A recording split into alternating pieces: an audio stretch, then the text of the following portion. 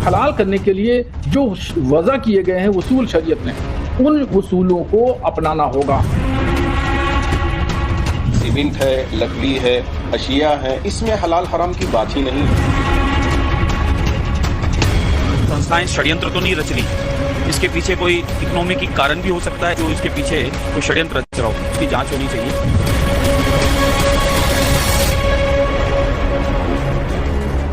मुस्लिम समाज के लोगों के लिए क्या हराम है और क्या हलाल है।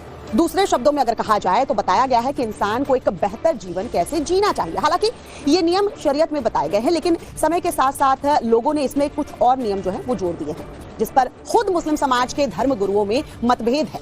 कुछ एक समान को हराम बताते हैं तो कुछ हलाल बताते हैं। ऐसे में सवाल है कि आखिर ये हलाल हराम का सवाल आखिर अभी इतनी सुर्खियों में क्यों है? चलिए ये आपको बताते हैं। दरअसल जो हलाल नहीं इस्लाम में वो प्रतिबंधित है।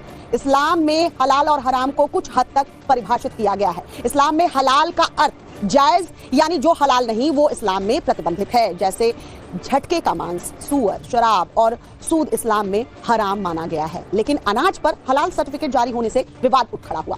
हलाल सर्टिफिकेट के नाम पर आटा, चावल, पानी की बोतल और सीमेंट तक बेचे जाने लगे तो हलाल सर्टिफिकेट पर यूपी सरकार ने रोक लगा दी।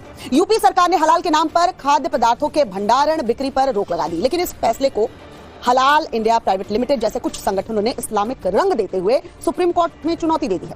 इतना ही नहीं, चुनौती देने वाली याचिका में कहा गया है कि ये फैसले यानी कि सरकार का फैसला मौलिक अधिकारों का उल्लंघन है। केंद्र सरकार ने भी सुप्रीम कोर्ट में कहा है कि हलाल सर्टिफिकेट राज्य का विषय है। तो देखिए, ये हलाल और हराम का विवाद, या कह सकते हैं ये क्यों सुर्खियों में आया, वो सब कुछ सिर्फ और सिर्फ सर्टिफिकेट की वजह से हो रहा है। जब तक सर्टिफिकेट मान से जुड़ी चीजों पर दिया जा रहा था तब तक कोई बात नहीं थी, लेकिन अब तो सभी चीजों पर हलाल सर्टिफिकेट दिया जा रहा है, जिस पर अब ये विवाद शुरू हो गया है। आटा, चावल कह लीजिए, पानी की बोतल कह लीजिए, उन सबको भी सर्टिफिकेट दिया जा रहा है। देश में एक बार फिर से हलाल और हराम को लेकर बहस जो है शुरू हो गई है। सवाल इसलिए उठ रहे हैं क्योंकि अब मान से होते हुए आटा, चावल, दाल ही नहीं, सरिया, सीमेंट, सब पानी की बोतल तक को हलाल बताया जा रहा है। सर्टिफिकेट हलाल की लेना, इसका कोई क्राइटेरिया नहीं है। ये कुरान में जो बातें, इसलिए कि मजहब से मुतालिक चीजें हैं। हलाल कंपनियों का यहाँ हमारे देश में किसी भी तरह का कोई शुरू से वजूद नहीं है। सिर्फ आपका बिजनेस शरीयत के हिसाब से, जिसको अल्लाह ने हलाल करार दिया है, उसके हिसाब से आप चलते हैं तो आप चलिए। अगर हराम चीज़ों में आप मुलविस होना चाहते हैं तो अल्लाह के पास आपको उसकी पकड़ हो। जो आम इस्तेमाल की चीज़ें हैं लोगों के लिए, सरिया है, बजरी है, रोड़ी है और सीमेंट है वगैरह वगैरह, इस तरह की अगर मकान में बनाने के काम में आने वाली चीज़ें हैं, या और ऐसे जो साधन हैं जिसमें कहीं कोई गुंजाइश किसी चीज़ की मिलावट की ना हो, उसमें कोई हलाल हराम का मामला बनता नहीं है। सवाल यह है कि हलाल के नाम पर आखिरकार पूरा खेल है क्या? आटा, बेसन, सीमेंट, सरिया पर तो हलाल सर्टिफिकेट की बात सामने आ चुकी है, और इस खेल पर लगाम नहीं लगी तो क्या होगा वो भी जरा जान लीजिए। कार पर भी हलाल सर्टिफिकेट नजर आएगा क्या? कुछ लोगों को बाइक पर भी हलाल सर्टिफिकेट चाहिए होगा। मोबाइल पर भी हलाल सर्टिफिकेट का ठप्पा क्या चाहते हैं लोग? क्या दफ्तर में इस्तेमाल होने वाले कंप्यूटर पर भी हलाल सर्टिफिकेट होना चाहिए? अब रोजमर्रा के जीवन में इस्तेमाल होने वाले बर्तन भी हलाल सर्टिफाइड होंगे क्या?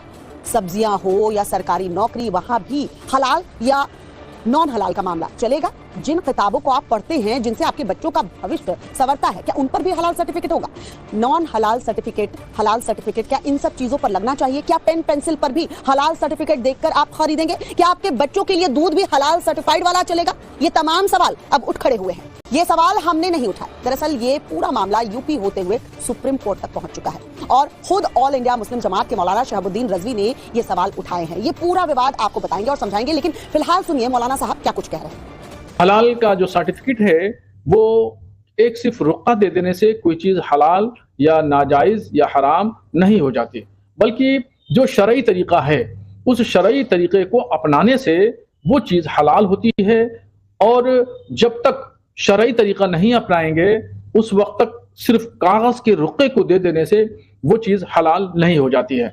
तो इसलिए जो लोग भी इस सर्टिफिकेट को इशू करते हैं उनको इन तमाम पहलुओं को देखना होगा और गौर फिक्र करना होगा कि क्या सिर्फ कागज़ का रुक्का या कागज़ का एक टुकड़ा पहना देने से या दे देने से या दुकान में उसको फ्रेम में लगा लेने से क्या वो हराम चीज हलाल हो जाए? अब तक तो यही जानकारी थी कि मांस के मामले में हलाल और हराम होता है, जिसे इस्लाम में माना जाता है। हालांकि आम लोगों की भाषा में मुस्लिम लोग हलाल का मांस खाते हैं और हिंदू लोग झटके का मांस। लेकिन जो कुछ नहीं मानते हैं उन्हें हलाल और झटके से कोई फर्क नहीं पड़ता। लेकिन अब मांस के बाद ये मामला खाने पीने के सामान यानी आटा, चावल, दाल, पीने का पानी, दूसरे खाने के सामान होते हुए सरिया सीमेंट तक पहुंच गया है। घर बनाने की ईंट जैसे सामान पर भी हलाल सर्टिफिकेट जारी होने लगे हैं। यूपी सरकार ने सुप्रीम कोर्ट में भी कहा कि ये अवैध कमाई या फिर समुदायों के बीच भेदभाव और तनाव की साजिश हो सकती है। इतना ही नहीं, सुप्रीम कोर्ट में यूपी सरकार ने कहा कि इसके पीछे देश विरोधी ताकतें भी हो सकती है जो सरकार के बराबरी में एक खास समुदाय की सत्ता खड़ी करना चाह रहे हैं या फिर हलाल हराम के नाम पर समाज में भेदभाव करना चाह रहे हैं।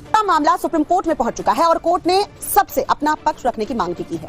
अब सुप्रीम कोर्ट को तय करना है कि क्या होगा। आटा, बेसन जैसे खाने का अनाज हलाल हराम कह सकेंगे? मांस छोड़कर दूसरे खाद्यान्नों पर हलाल सर्टिफिकेट क्यों दिए जा रहे हैं? सीमेंट, सरिये पर हलाल सर्टिफिकेट कितना सही है? क्या सर्टिफिकेट पर निजी कंपनियां वसूली कर रही हैं? जो हलाल में विश्वास नहीं करते वो अधिक कीमत क्यों दे, ये भी सवाल है। और जयपुर से विधायक बाल मुकुंद आचार्य ने इस मामले की नेशनल लेवल पर जांच की मांग की है क्योंकि उन्हें लगता है कि देर सवेर यह हलाल वाला विवाद पूरे देश में फैलने वाला है। बाल मुकुंद आचार्य को तो इसमें बड़ी साजिश नजर आती है, लिहाजा वो जांच की मांग भी कर रहे हैं।